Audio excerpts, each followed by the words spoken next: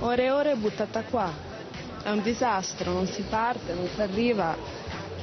La vacanza in Sardegna è impossibile quest'anno. Io dalle 6:30 che sto aspettando questo volo e sono le mezzogiorno. Nel cuore della stagione turistica la Sardegna si ritrova più isolata che mai. Gli aeroporti sono nel caos. Alghero e Olbia affrontano quest'anno una prova durissima, la fuga di Ryanair e le proteste dei dipendenti di Meridiana. Arrivare è complicato, ma anche partire è un'impresa. Questa è la situazione all'aeroporto di Olbia Costa Smeralda. I lavoratori di Meridiana, che in questi giorni sta finendo nelle mani di Qatar Airways e licenziando 400 dipendenti, si sono messi in malattia. Più di 100 a casa, aerei a terra.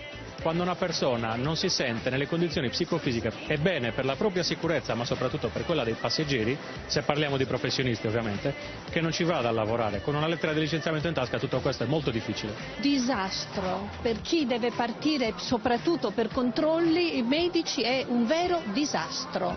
Spero che qualcuno intervenga. Il primario obiettivo è di non lasciare a terra nessuno, quindi ci siamo adoperati e abbiamo messo su un team che lavora giorno e notte, letteralmente 24 ore su 24. Ad Alghero Ryanair ha cancellato 14 collegamenti. Non è il primo effetto della Brexit, ma una protesta contro il taglio dei contributi pubblici e l'aumento delle tasse aeroportuali. La città è semideserta e le strutture alberghiere hanno perso il 60% degli ospiti. Alghero è molto complicato, perché comunque aveva basato molto la sua economia sul vettore Ryanair. Occorreva fare delle azioni urgenti per salvare la stagione 2016 e sono state fatte solo quelle da parte degli operatori privati. Quest'anno è un po' difficile arrivare a fare le vacanze in Sardegna. Ma diciamo impossibile. Proprio non arrivano per niente i voli.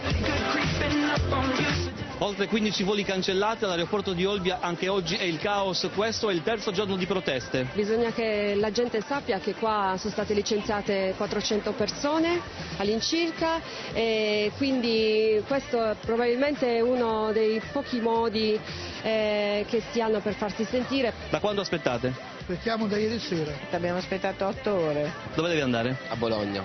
È certo di partire? Non si sa, ieri ce l'hanno annullato. Quasi 12 ore di attesa.